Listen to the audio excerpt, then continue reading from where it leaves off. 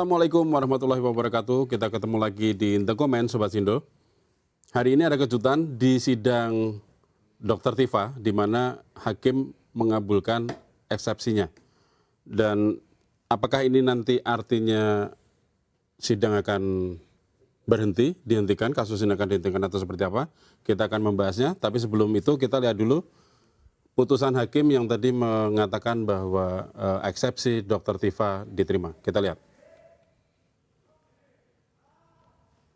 Ini Dr. Tifa menjalani sidang lanjutan kasus dugaan pencemaran nama baik di Pengadilan Negeri Jakarta Timur. Suasana sidang eksepsi Ti Fauzia Tiasuma riuh setelah hakim menerima eksepsi terdakwa kasus tudingan ijazah palsu Presiden ke-7 RI Joko Widodo. Sidang tidak akan dilanjutkan ke pemeriksaan saksi ahli dan terdakwa. Meski eksepsi diterima, namun jaksa penuntut umum bisa mengajukan perlawanan. Menimbang bahwa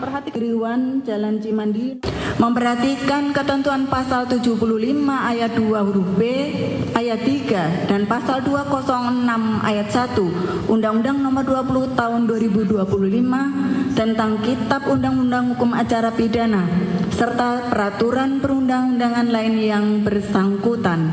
Mengadili, menyatakan perlawanan dari tim advokat terdakwa tersebut diterima.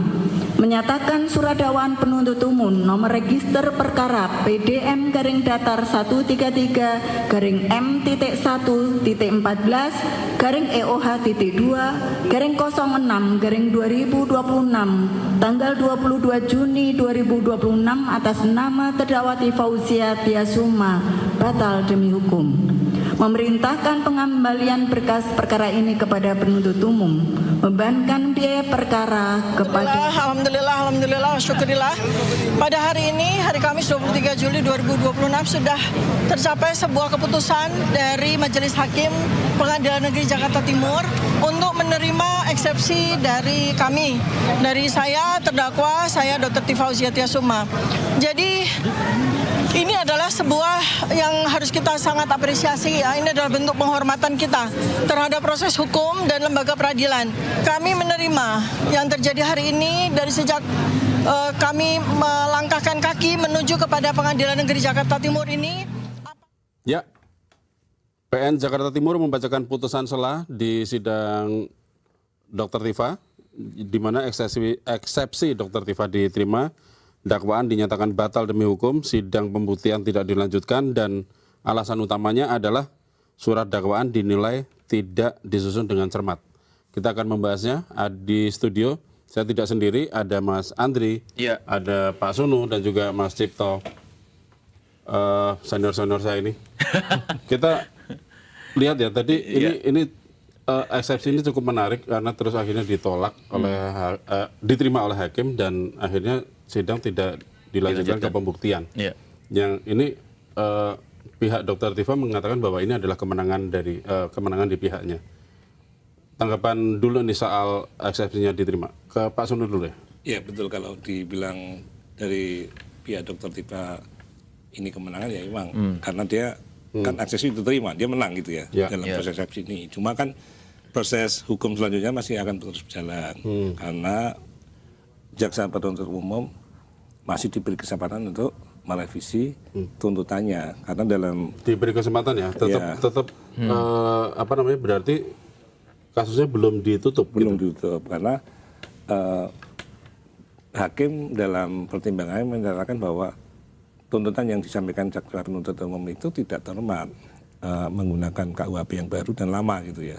Jadi harusnya yang kalau mau pakai KUHP yang baru aja, tegas saja gitu ya. Oh gitu. Jadi ada dua KUHP yang dipakai. Jadi itu yang salah satu pertimbangan hakim, dan ada waktu yang ada batas waktu untuk jaksa merevisinya. Yang jelas ada tadi pakar hukum menyatakan hanya satu kali sesuai di Undang-Undang KUHP untuk merevisi. Diberi kesempatan satu kali untuk revisi. Iya, revisi. Untuk perbaikan itu ya. Yang jelas masing-masing pihak akan saling sandera ya. Maksudnya yang jelas hakim kan jaksa nggak akan menyerah dengan eksepsi dibatalkan ini. Menurut saya akan memperbaikinya gitu ya. Sudah ada keterangan ini dari jaksa udah ada omongan belum? Sejauh ini belum ada. Memang belum ada ya? Belum ada omongan. Oke. Kalau Mas Cip lihatnya gimana Mas Cip? Ya, kalau kita melihatnya bahwa ini adalah suatu bentuk kemenangan dari Dr. Tifa ya. Cuman terkait dengan waktu perbaikan itu kan tidak dikasih batas waktu nih. Nah, ini yang jadi persoalan ini. Sampai kapan? Apa sebulan, 2 bulan? Nah, kalau misalkan ini tidak ada kejelasan, ya membuka peluang bahwa kasus ini akan mengambang gitu. Sementara kan publik juga menuntut kepastian gitu. Gimana kasus ini berakhirnya. Sebab kan ini udah berjalan berapa tahun ya. Ini menguras energi juga dari masyarakat. Nah, kita berharap kalau memang jaksa mempunyai bukti-bukti baru atau ini ya segera disusun gitu. Tapi kalau tidak punya ya segera diambil keputusan biar tidak menjadi kegampangan di masyarakat itu sih kalau saya lihat. Kalau nggak diberi batas waktu, masa nggak diberi batas waktu sih ya? Harusnya tetap ada ya batas waktunya ya. Tapi hanya satu kali kan? hanya satu kali, tapi tidak ditentukan. Satu kali kesempatan perbaikan, iya. Tapi perbaikannya batas waktunya nggak ada, deadline-nya nggak ada. Nggak dijelaskan di situ. Ini kan jadi problem itu kan. Kalau ada batas waktu itu jelas gitu, deadline-nya kapan sehingga sidang bisa berlanjut kepada pokok perkara gitu. Sebenarnya gini kali ya, kalau dilihat kan apa sih yang jadi persoalan kan? Yang menjadi persoalan ini kan perdebatan antara KUHP yang lama dengan KUHP yang baru kan. Nah, terus kemudian muncul nih ada pasal-pasalnya nih kalau diintip ya. Pasal 310 ayat 1 yang KUHP lama dan pasal 433 ayat 1 KUHP yang baru. Kalau dilihat dua-duanya itu sebenarnya punya masa hukuman yang sama 9 bulan. Cuman perbedaannya hanya pada denda maksimum. Denda maksimum di KUHP lama itu 4,5 juta, di KUHP baru maksimal itu 10 juta gitu. Hanya sebatas itu kan gitu. Nah, ini juga menjadi tanda tanya sebenarnya.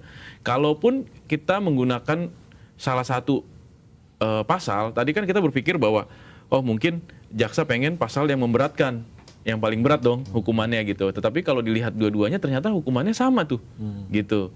Nah, ini kan harusnya kita kritisi juga nih, kenapa gitu? Kok dia memakai dua pasal yang sama, hukumannya hanya beda KUHP-nya, KUHP lama dan KUHP baru gitu. Nah, itu satu. Terus kemudian yang kedua, tadi ya batas waktu yang Mas Cipto bilang, itu nggak ada gitu. Nah, ini kasus ini akan dibawa kemana nih gitu? Apakah kasus ini akan mengambang begitu saja? Apakah jaksa kemudian akan mengambil kesempatan yang hanya satu kali itu? Atau enggak bahkan? Gitu. Nah, kalau seandainya enggak, artinya kasus ini selesai. Nah, kalau kasus ini selesai, artinya apa? Artinya kan tidak ada pembuktian lagi kan? Tidak ada pembuktian, termasuk pembuktian soal ijazah. Iya kan? Nah, padahal ini udah dinanti-nanti ya. Nah, itu dia gitu. Ini udah dinanti-nanti oleh seluruh masyarakat Indonesia pasti. Ini berarti udah bukan di ranah hukum doang dong ya berarti, Mas? Artinya? Jadi, ya ada sedikit nyinggung ke politik kan akhirnya. Nah iya makanya. Jadi pada akhirnya memang kalau dibilang apakah ini menjadi ini dari kacamata kita ya jurnalis ya, bukan ahli hukum ya. Tapi maksudnya kalau dilihat balik lagi bahwa ya memang ini jadi hal yang menarik untuk diselidiki lebih lanjut sebenarnya gitu. Ada apa sih di balik putusan ini gitu? Apakah memang keputusan ini hanya berhenti akhirnya ya berhenti gitu, atau kemudian memang tadi yang disampaikan Mas Sunu gitu, jaksa punya kesempatan karena kasusnya masih mengambang untuk memperbaiki itu gitu. Nah tapi kan balik lagi gitu, apakah jangan-jangan ini cara untuk supaya kasus ini berhenti? Ya kan ada kan bisa karena jadi kayak gitu. Kalau kan? Dalam eksepsi itu kan sebenarnya bukan soal benar salahnya tuduhannya itu iya, kan. Lebih kepada ini memenuhi syarat hukum atau enggak, memenuhi syarat hukum atau enggak gitu. Kalau tadi tanggapan dari pihak tim kuasa hukum Jokowi itu menyatakan bahwa ini belum selesai karena menurut mereka itu yang ditekankan ini belum selesai karena menurut mereka ini jaksa masih bisa punya dua opsi, banding atau memperbaiki dakwaan gitu ya. Nah, itu salah satu, dan pihak Jokowi berharap nih jaksa merevisi dakwaannya. Memperbaiki dakwaannya ya, dan sehingga ini kasus bisa berjalan. Bentar. Antara banding dan memperbaiki dakwaan itu beda ya? Beda. Kalau banding artinya dia akan mempertahankan dakwaan kemarin kepada hakim. Betul. Dan kalau perbaikan ya udah mereka perbaiki. Iya. Oke. Tapi kan substansinya belum nih, ya kan? Uji pokok perkaranya belum. Uji barang bukti, terus kemudian belum sampai sana tuh kan, gitu. Karena dari awal tuh agak aneh ya, karena satu pencemaran nama baik, satu fitnah. Jadi kalau fitnah itu kan barangnya ada tapi di fitnah nggak ada misalnya gitu kan. Oh, ini secara apa ya? Secara arti katanya. Ya. Kalau fitnah, redaksionalnya. Barangnya kan ada, tapi dianggap nggak ada kan gitu ya. nggak ada. Kalau pencemaran nama baik, Ya, pencemaran baik kan Barangnya ada. disebut nggak ada. Disebut nggak ada. Pencemaran baik itu menyemalkan bahwa kamu itu nggak punya ijazah gitu kan. Tapi yang poin yang utama menurut saya ya fitnah itu tadi. Kalau harusnya fitnah itu barangnya kan harus ada dulu gitu loh. Ya. Jadi ada barangnya, Pak. ijazahnya harus ada dulu. Ya, untuk membuktikan itu ya susahnya memang gitu Barangnya kan. kan ada ya. Ya itu kan belum ketahuan juga nih sebenarnya ada atau enggaknya, ya kan. Jadi ini loh bisa menunjukkan berarti omonganmu kemarin itu memang fitnah, kayak gitu kan ya. Harusnya kan nunjukin dulu nih ya. Nah, itu yang menarik dari kasus ini itu ya Mas ya. Bahwa memang ya keputusan hakim tadi memang ya di satu sisi memang secara hukum betul karena memang ada kegalauan ya, ada keambiguitas ya antara pasal ya. Tetapi balik lagi ya kita tetap mendorong supaya mungkin masyarakat juga banyak ya yang mendorong supaya kasus ini ya tetap berlanjut gitu, tetap jalan. Memang banyak komentar yang sedikit menyayangkan juga ya kalau misalnya sidang ini nggak dilanjutin berarti nggak ketahuan dong yang diinginkan selama ini. Selama ini kata netizen loh ya ini kata netizen. Nah, tapi ini jaksa ini yang diharapkan sama kuasa hukumnya pihak Jokowi kan para pendukung Jokowi tadi juga meminta dakwaan diperbaiki kan ya? Iya. Arahnya kan ke sana kan? Udah ada jawabannya. Udah ada omongan itu kan? Nah, tapi menariknya dari omongan Roy Suryo nih, yang Roy Suryo mengatakan bahwa ini kalau eksepsinya Dr. Tifa diterima hakim berarti punya saya nanti juga harus kayak gini nih. Nah, kita lihat dulu ya statementnya dari